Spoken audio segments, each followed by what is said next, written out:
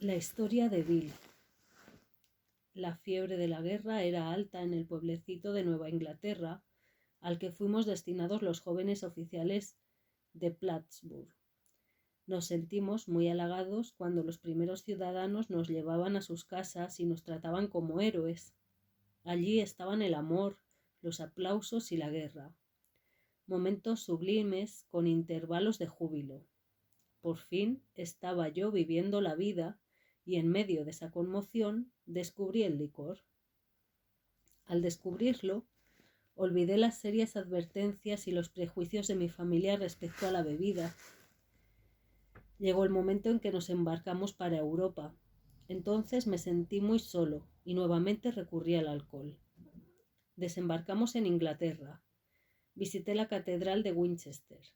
Muy conmovido, me dediqué a pasear por sus exteriores y llamó mi atención una vieja lápida en la que leí esta inscripción: aquí yace un granadero de Hampshire, quien encontró su muerte bebiendo cerveza fría.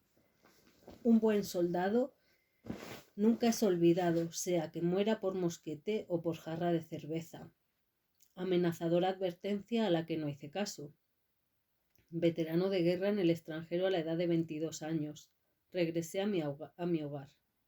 Me imaginaba ser un líder, porque ¿no era cierto que los hombres de mi batería me habían dado una muestra de su especial estimación? Yo imaginaba que por mi talento para el liderazgo llegaría a estar al frente de importantes empresas que manejaría con sumo aplomo. Seguí un curso nocturno de leyes y obtuve un empleo como investigador en una compañía de seguros. Había emprendido el camino para el logro del triunfo y le demostraría al mundo lo importante que yo era. Mi trabajo me llevaba a Wall Street y poco a poco empecé a interesarme en el mercado de valores, en el que muchos perdían dinero, pero algunos se hacían muy ricos. ¿Por qué no habría de ser yo uno de esos afortunados? Estudié economía y comercio a la vez que leyes. Como alcohólico potencial que era, estuve a punto de ser suspendido en leyes. En uno de los exámenes finales estaba demasiado borracho para pensar o escribir. Aunque mi manera de beber todavía no era continua, preocupaba a mi esposa. Teníamos largas conversaciones al respecto, en las que yo desvanecía sus temores, argumentando que los hombres geniales concebían mejor sus proyectos cuando estaban borrachos, y que las majestuosas concepciones de la filosofía habían sido originadas así. Cuando terminé el curso de leyes, comprendí que esa profesión no era para mí. El atrayente torbellino de Wall Street me tenía en sus garras. Los líderes en los negocios y en las finanzas eran mis héroes. De esta aleación de la bebida y la especulación, comencé a forjar el arma que un día se convertiría en boomerang y casi me haría pedazos. Viviendo modestamente, mi esposa y yo ahorramos $1,000, que invertimos en unos valores que entonces estaban a un precio bajo y que no eran muy populares. Acertadamente pensé que algún día tendrían una considerable alza. No pude convencer a mis amigos, corredores de bolsa, a que me enviaran en una gira para visitar fábricas y otros negocios, pero sin embargo mi esposa y yo decidimos hacerla. Desarrollé la teoría de que la mayoría de la gente perdía dinero con los valores debido a una falta de conocimiento de los mercados. Después descubrí muchos otros motivos. Renunciamos a nuestros empleos y emprendimos la marcha en una motocicleta cuyo carro lateral abarrotamos con una tienda de campaña, cobertores, una muda de ropa y 3 enormes libros de consulta para asuntos financieros. Nuestros amigos pensaron que debía nombrarse una comisión para investigar nuestra locura. Tal vez tenían razón. Había tenido algunos éxitos con la especulación y por ello teníamos algún dinero, aunque una vez tuvimos que trabajar en una granja para no tocar nuestro pequeño capital. Este fue el único trabajo manual honrado que hice en mucho tiempo. En un año recorrimos toda la parte de los Estados Unidos, toda la parte este de los Estados Unidos. Al finalizar el año, mis informes a Wall Street me valieron un puesto allí con una cuenta muy liberal para mis gastos. Una operación de bolsa nos dejó un beneficio de varios miles de dólares ese año. Durante unos cuantos años más, la fortuna me deparó aplausos. Había triunfado. Mis ideas y mi criterio eran seguidos por muchos al son de las ganancias en papel. La gran bonanza de los últimos años 20 estaba en plena ebullición y expansión. La bebida estaba ocupando un importante lugar en mi vida, y en la euforia que tenía. Se hablaba a gritos en los centros de jazz de Manhattan. Todos gastaban miles y hablaban de millones. Podían burlarse los que quisieran, al diablo con ellos. Tuve entonces amplias relaciones con amigos de ocasión. Mi manera de beber asumió proporciones más serias, pues bebía todos los días y casi todas las noches. Las advertencias de mis amigos terminaban en pleito y me convertí en un lobo solitario. Hubo muchas escenas desagradables en nuestro suntuoso apartamento. De hecho, no hubo infidelidad por mi parte porque al serle fiel a mi esposa y el emborracharme, evitaban totalmente que me enredara en estos líos. En 1929 contraje la fiebre del golf. Inmediatamente nos fuimos al campo. Mi esposa a aplaudirme y yo a superar a Walter Hagen. Pero el licor me ganó antes de que pudiera alcanzar a Walter. Empecé a estar tembloroso por las mañanas. El golf me permitía beber todos los días y todas las noches. Me causaba satisfacción pasear por el exclusivo campo de golf que tanto admiraba de muchacho, luciendo la impecable tez tostada que suelen tener los caballeros acomodados. El banquero local observaba con divertido escepticismo el movimiento de cheques grandes. En octubre de 1929 se derrumbó repentinamente el mercado de valores de Nueva York. Después de uno de esos días infernales, me fui tambaleando del bar de un hotel a la oficina de un corredor de bolsa. Eran las 8, 5 horas después del cierre de esta. El indicador de cotizaciones todavía matraqueaba. Azorado, vi una pulgada de la cintilla con la inscripción XYZ32. En la mañana estaba a 52. Estaba arruinado y muchos de mis amigos también. Los periódicos daban las noticias de individuos que saltaban de las distintas torres de Wall Street. Eso me repugnó. Yo no saltaría. Regresé al bar. Mis amigos habían perdido varios millones. ¿De qué me preocupaba yo? Mañana sería otro día. Mientras bebía, la antigua y fiera determinación de triunfar se apoderó de mí nuevamente. A la mañana siguiente telefoné a un amigo de Montreal. Le quedaba bastante dinero y creía que era mejor que yo fuera a Canadá. Por la primavera estábamos viviendo la forma en la que a la que nos habíamos acostumbrado. Me sentía como Napoleón regresando de Elba. Para mí no habría Santa Elena, pero la bebida me ganó la partida otra vez y mi generoso amigo tuvo que dejarme marchar. Esta vez estábamos arruinados. Nos fuimos a vivir con los padres de mi esposa. Encontré trabajo y lo perdí luego por causa de un lío con un chofer de taxi. Gracias a Dios nadie sospecharía de que no iba a tener un empleo real en 5 años, ni estar sobrio casi un solo momento. Mi esposa empezó a trabajar en una tienda, llegando agotada a casa para encontrarme borracho. En los círculos de la bolsa se llegó a considerarme como un allegado indeseable. El licor dejó de ser un lujo, se convirtió en una necesidad. Mi dosis cotidiana era de 2 o 3 botellas de ginebra de fabricación casera. En ocasiones, alguna pequeña operación me dejaba unos cuantos dólares con los que pagaba mis deudas en barras y tiendas de licores. Esta situación se prolongaba indefinidamente y empecé a despertar tremendamente tembloroso. Necesitaba beberme una copa de ginebra seguida de media docena de botellas de cerveza para poder desayunar. A pesar de todo esto, aún creía que podía controlar la situación, y tenía periodos de sobriedad que hacían renacer las esperanzas de mi esposa. Paulatinamente las cosas empeoraban. Tomó posesión de la casa el hipotecario, murió mi suegra, mi esposa y mi suegro enfermaron. En esos días se me presentó la oportunidad de un negocio prometedor.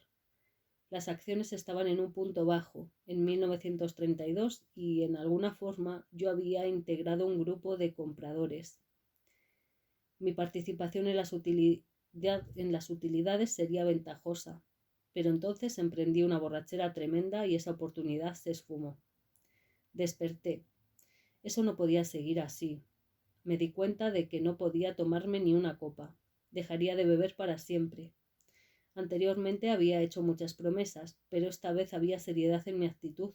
Mi esposa así lo creía y yo también. Poco después llegué a casa borracho. No había hecho ningún esfuerzo para evitarlo. ¿Dónde estaba mi firme resolución? Sencillamente no lo sabía. Alguien me había puesto una copa enfrente y la tomé. ¿Estaba yo loco? Empecé a pensarlo, porque tamaña falta de perspectiva parecía acercarse a la locura. Renovando mi resolución, hice otra prueba. Pasó algún tiempo y la confianza empezó a ser reemplazada por el engreimiento. Podía reírme de la ginebra. Tenía todo lo que era necesario. Un día entré en un café para usar el teléfono. En menos de lo que canta un gallo estaba golpeando el mostrador de la barra y preguntándome cómo había sucedido. Mientras el whisky se me subía a la cabeza, me decía que la próxima vez lo haría mejor, pero que por lo pronto lo sensato era emborracharme bien, y así lo hice. El remordimiento, el terror y la desesperación de la mañana siguiente son inolvidables. No tenía suficiente valor para luchar. Mis pensamientos volaban descontrolados y me atormentaba el terrible presentimiento de una calamidad. Casi no me atrevía a cruzar la calle por miedo a que me atropellara algún camión. Apenas comenzó a amanecer, entré a un lugar que permanecía abierto día y noche y allí me sirvieron una docena de vasos de cerveza que calmó mis atormentados nervios. En un periódico leí que el mercado de valores se había derrumbado de nuevo. Bueno, pues yo también. El mercado podía recuperarse, pero yo no. Resultaba duro pensarlo. ¿Debía suicidarme? No, ahora no. Entonces me volvió una densa niebla mental. Con ginebra se arreglaría todo. Por lo pronto, 2 botellas y a olvidar. La mente y el cuerpo son mecanismos maravillosos, ya que los míos soportaron esta agonía más de 2 años. Cuando el terror y la locura se apoderaban de mí por la mañana, había veces que le robaba a mi esposa el poco dinero que tenía en su bolso. Otras veces me asomaba a la ventana y sentía vértigo, o me paraba vacilante frente al botiquín del baño, en el que sabía que había veneno, y me decía que yo era un débil. Mi mujer y yo íbamos de la ciudad al campo y del campo a la ciudad, tratando de escapar. Luego hubo una noche infernal en la que creí que iba a saltar por la ventana. Como pude, llevé el colchón al piso de abajo para no saltar al vacío. Fue a verme un médico y me recetó un fuerte sedante. Al día siguiente estaba tomando el sedante y la ginebra. Esta combinación pronto me causó un descalabro. Temían que enloqueciera, yo también. Comía poco o nada porque no podía hacerlo y mi peso llegó a ser 40 libras menos del normal. Mi cuñado es médico y gracias a él y a mi madre se me internó en un hospital para la rehabilitación física y mental de alcohólicos conocido nacionalmente. Bajo el tratamiento de belladona se aclaró mi cerebro. La hidroterapia y los ejercicios ligeros me ayudaron mucho. Lo mejor de todo fue que conocí a un médico que me explicó mi caso diciéndome que aunque yo había actuado egoístamente, también era cierto que estaba gravemente enfermo, física y mentalmente. Me produjo cierto alivio enterarme de que la voluntad del alcohólico se debilita sorprendentemente cuando se trata de combatir el licor, aunque en otros aspectos pueda seguir siendo fuerte. Estaba explicado mi proceder ante un deseo vehemente de dejar de beber. Comprendiéndome ahora, me sentí alentado por nuevas esperanzas. Durante 3 meses las cosas marcharon bien. Iba a la ciudad con regularidad y hasta ganaba algún dinerito. Seguramente en eso estaba la solución, conocerse a sí mismo. Pero no lo estaba, porque llegó el día temible en que volví a beber.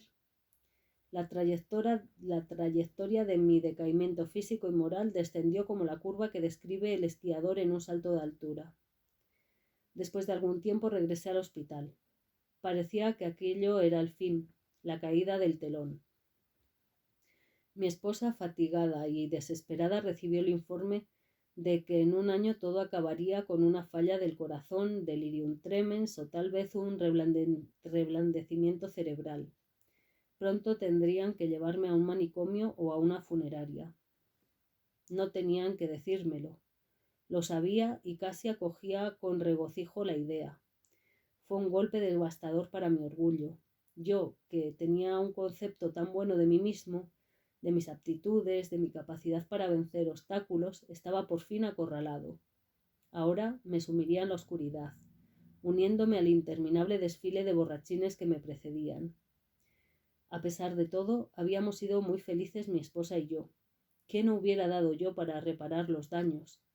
Pero eso ya había pasado. No hay palabras para describir la soledad y desesperación que encontré en ese cenagal de autoconmiseración. Sus arenas movedizas se extendían por todos lados.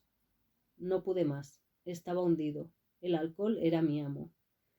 Tembloroso salí del hospital totalmente doblegado. El temor me sostuvo sin beber por algún tiempo.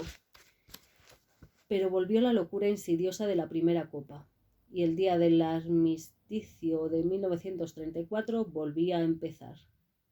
Todos se resignaron a la certeza de que se me tendría que encerrar en algún sitio o que dando tumbos llegaría a mi fin miserable. Qué oscuro parecía todo antes de amanecer. En realidad, eso era el principio de mi última borrachera. Pronto sería lanzado como una catapulta hacia lo que doy en llamar cuarta dimensión de la existencia. Llegaría a saber lo que son la felicidad y la tranquilidad, el ser útil en un modo de vivir que va siendo más maravilloso a medida que transcurre el tiempo. Al finalizar aquel frío mes de noviembre, estaba sentado en la cocina de mi casa bebiendo. Con cierta satisfacción pensé que tenía escondida suficiente ginebra para esa noche y el día siguiente. Mi esposa estaba en su trabajo.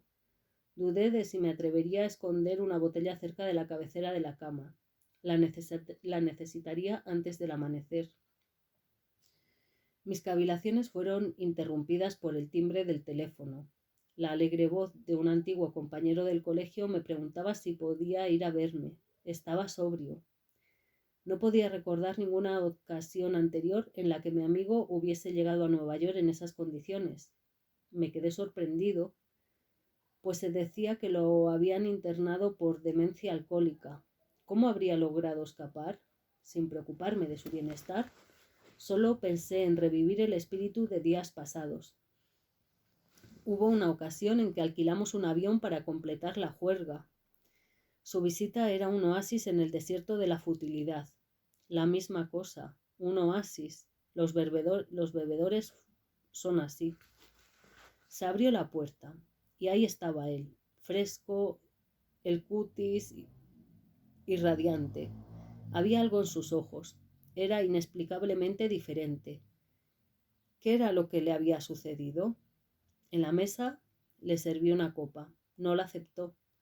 Desilusionado, pero lleno de curiosidad, me preguntaba qué le había sucedido al individuo. No era el mismo. Vamos, ¿de qué se trata?, le pregunté. Me miró a la cara con sencillez y sonriendo me contestó. Tengo la religión. Me quedé estupefacto. Así es que era eso. El pasado verano, un alcohólico chiflado, y ahora sospechaba un poco más chiflado por la religión. Tenía esa mirada centelleante. Sí, el hombre ciertamente ardía en fervor, pero que dijera disparates si así le convenía. Además, mi ginebra duraría más que sus sermones. Pero no desvarió. En una forma muy natural me contó cómo se había se habían presentado 2 individuos ante el juez solicitando que se suspendiera su internación. Habían expuesto una idea religiosa sencilla y un programa práctico de acción. Hacía 2 meses que sucedía eso, y el resultado era evidente de por sí. Surtió efecto. Había ido para pasarme su experiencia, si yo quería aceptarla. Me sentía asustado, pero a la vez interesado. Tenía que estarlo, puesto que no había más remedio para mí. Estuvo horas hablando. Los recuerdos de la niñez acudieron a mi mente. Me parecía estar sentado en la falda de la colina, como en aquellos tranquilos domingos, oyendo la voz del ministro. Recordé la promesa del juramento de temperancia, que nunca firmé. El desprecio bonachón de mi abuelo por alguna gente de la iglesia y para sus actos. Su insistencia en que los astros realmente tenían su música. Y también su negación del derecho que tenía el ministro de decirle cómo interpretar las cosas. Su falta de temor al hablar de esto poco antes de morir. Estos recuerdos surgían del pasado. Me hacían sentir un nudo en la garganta. Recordé aquel día en la pasada guerra en la catedral de Winchester. Siempre había creído en un poder superior a mí mismo. Muchas veces me había puesto a pensar en estas cosas. Yo no era ateo. Pocas personas lo son en realidad, porque esto significa tener una fe ciega en la extraña proposición de que este universo se originó en una cifra y que marcha raudo sin destino. Mis héroes intelectuales, los químicos, los astrónomos y hasta los evolucionistas sugerían que eran grandes leyes y fuerzas las que operaban. A pesar de las indicaciones contrarias, casi no tenía duda de que había de por medio una fuerza y un ritmo poderosos. ¿Cómo podía haber leyes tan perfectas e inmutables sin que hubiera una inteligencia? Sencillamente tenía que creer en un espíritu del universo que no reconociera tiempo ni limitaciones, pero solo hasta aquí. De los clérigos y de las religiones del mundo, de eso precisamente era de lo que yo me separaba. Cuando me hablaban de un Dios personal que era amor, poder sobrehumano y dirección, me irritaba y mi mente se cerraba a esa teoría. A Cristo le concedía la certeza de ser un gran hombre, no seguido muy de cerca por aquellos que lo reclamaban, su enseñanza moral óptima. Había adoptado para mí lo que me parecía conveniente y no muy difícil, de lo demás no hacía caso. Las guerras que se habían librado, los incendios y los embrollos que las disputas religiosas habían facilitado me causaban repugnancia. Yo dudaba sinceramente de que, haciendo un balance, las religiones de la humanidad hubiesen hecho algún bien. Al juzgar por lo que había visto en Europa, el poder de Dios en los asuntos humanos resultaba insignificante y la hermandad entre los hombres era una broma. Sí existía el diablo. Este parecía ser el amo universal y ciertamente me tenía dominado. Pero mi amigo, sentado frente a mí, manifestó categóricamente que Dios había hecho por él lo que él no había podido hacer por sí mismo. Su voluntad humana había fallado. Los médicos lo habían desahuciado. La sociedad estaba lista para encerrarlo. Como yo, había admitido una completa derrota. Entonces, efectivamente, había sido levantado de entre los muertos, sacado repentinamente del montón de desperdicios y conducido a un plano de vida mejor de lo que él nunca había conocido. ¿Se había originado en él este poder? Obviamente no había sido así. No había existido en él más poder del que había en mí mismo en ese momento, y en mí no había absolutamente ningún poder. Eso me dejó maravillado. Empezó a parecerme que después de todo la gente religiosa tenía razón.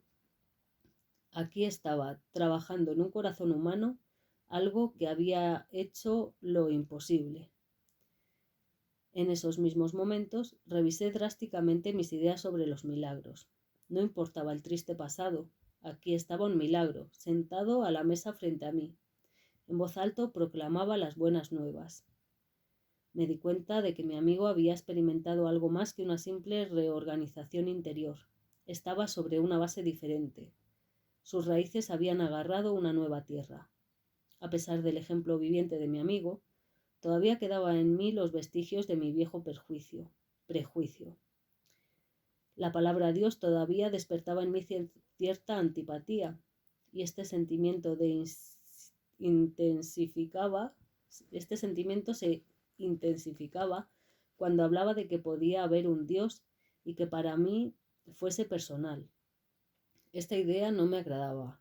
Podía aceptar conceptos tales como inteligencia creadora, mente universal o espíritu de la naturaleza, pero me resistía al concepto de un zar de los cielos, por más amante que fuera su preponderancia.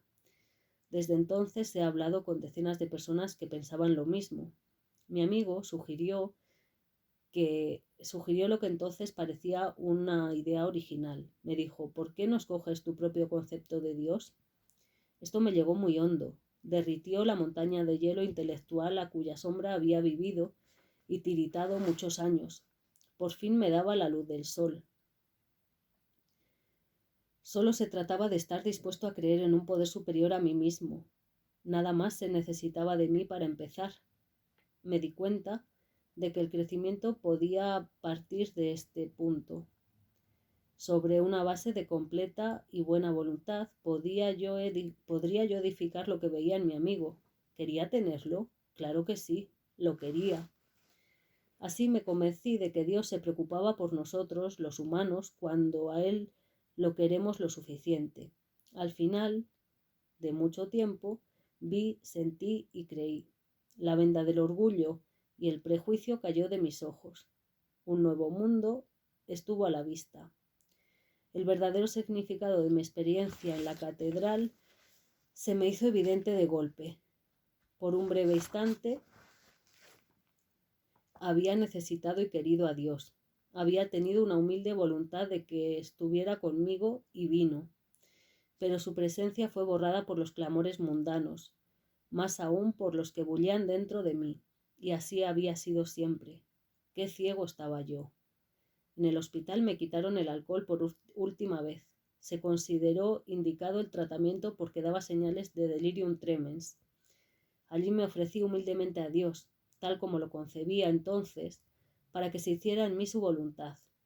Me puse incondicionalmente a su cuidado y bajo su dirección. Por primera vez admití que por mí mismo no era nada, que sin Él estaba perdido. Sin ningún temor, encaré mis pecados y estuve dispuesto a que mi recién encontrado amigo me lo quitara de raíz. Desde entonces no he vuelto a beber ni una sola copa. Mi compañero de escuela fue a visitarme y lo puse al tanto de mis problemas y mis deficiencias. Hicimos una lista de las personas a quienes había dañado o contra las que tenía resentimientos. Yo expresé mi completa disposición para acercarme a esas personas, admitiendo mis errores. Nunca debería criticarlas. Repararía sus daños lo mejor que pudiese. Pondría a prueba mi manera de pensar con mi nuevo conocimiento consciente que tenía de Dios. En esta forma, el sentido común se convertiría en sentido no común. Cuando estuviera en duda, permanecería en quietud y le pediría a Él dirección y fortaleza para enfrentarme a mis problemas tal y como Él lo dispusiera. En mis oraciones nunca pediría para mí, excepto cuando mis peticiones estuviesen relacionadas con mi capacidad para servir a los demás. Solamente entonces podría yo esperar recibir, pero eso sería en gran escala. Mi amigo prometió que cuando hiciera todo esto entraría en una nueva relación con mi Creador, que tendría los elementos de una manera de vivir que era la respuesta a todos mis problemas. La creencia en el poder de Dios, más la suficiente buena voluntad, honradez y humildad para establecer y mantener el nuevo orden de cosas eran los requisitos esenciales. Sencillo, pero no fácil. Tenía que pagarse un precio. Significaba la destrucción del egocentrismo. En todas las cosas debía acudir al Padre de la Luz que preside sobre todos nosotros. Estas eran proposiciones revolucionarias y drásticas, pero en el momento en que las acepté, el efecto fue electrificante. Había un sentido de victoria. seguido por una paz y seguridad como nunca había conocido. Había una confianza total.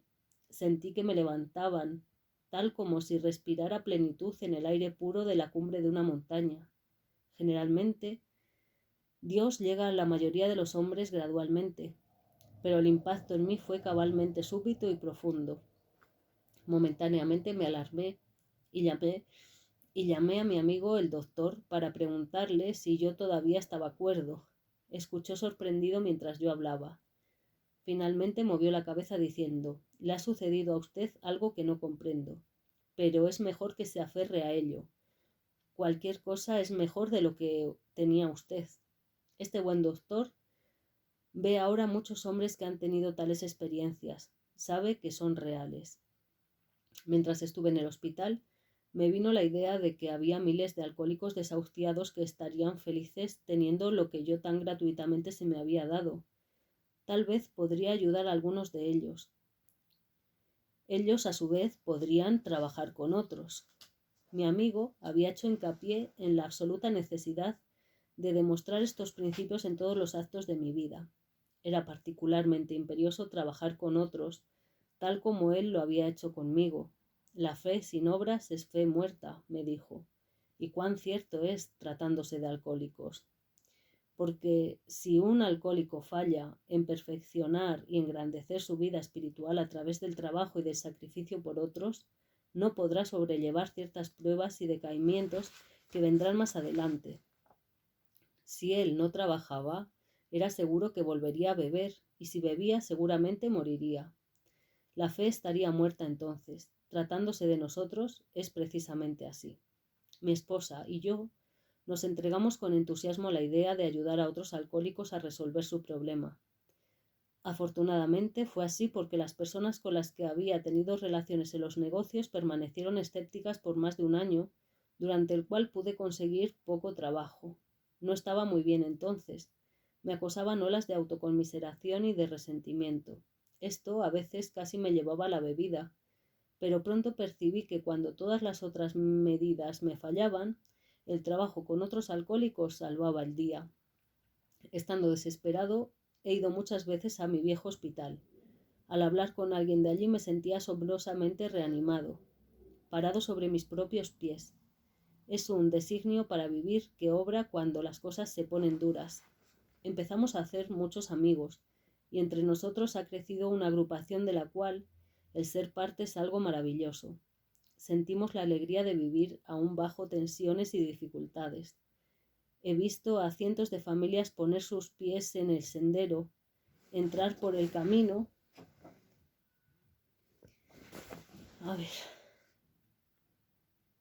Entrar por el sendero. Entrar por el camino por el que sí llega a alguna parte. He visto componerse las situaciones domésticas más imposibles, peleas y amarguras de todas clases eliminadas. He visto salir de manicomios a individuos para reasumir un lugar vital en la vida de sus familias y de sus comunidades, hombres y mujeres que recuperan su posición. No hay casi ninguna clase de dificultad y de miseria que no haya sido superada entre nosotros. En una ciudad del oeste hay 1 millar de nosotros y de nuestras familias. Nos reunimos con frecuencia para que los recién llegados puedan encontrar la agrupación que ellos buscan. A estas reuniones informales suelen asistir entre 50 y 200 personas. Estamos creciendo en número, así como en fortaleza. Un alcohólico en sus copas es un ser despreciable. Nuestra lucha con ellos puede ser fatigosa, cómica o trágica. Un infeliz se suicidó en mi casa. No podía o no quería darse cuenta de nuestra manera de vivir. Sin embargo, dentro de todo esto queda un amplio margen para divertirse. Me imagino que algunos pueden escandalizarse ante esta mundanalidad y ligereza, pero detrás de esto hay una gran seriedad. La fe tiene que operar en y a través de nosotros las 24 horas del día, o de lo contrario pereceremos. La mayoría de nosotros creemos que ya no necesitamos buscar más la utopía. La tenemos entre nosotros, aquí y ahora mismo. Aquella charla de mi amigo en la cocina de mi casa se multiplica más cada día en un círculo creciente de paz en la tierra y de buena voluntad para con los hombres. Bill W., cofundador de AA, murió el 24 de enero de 1971.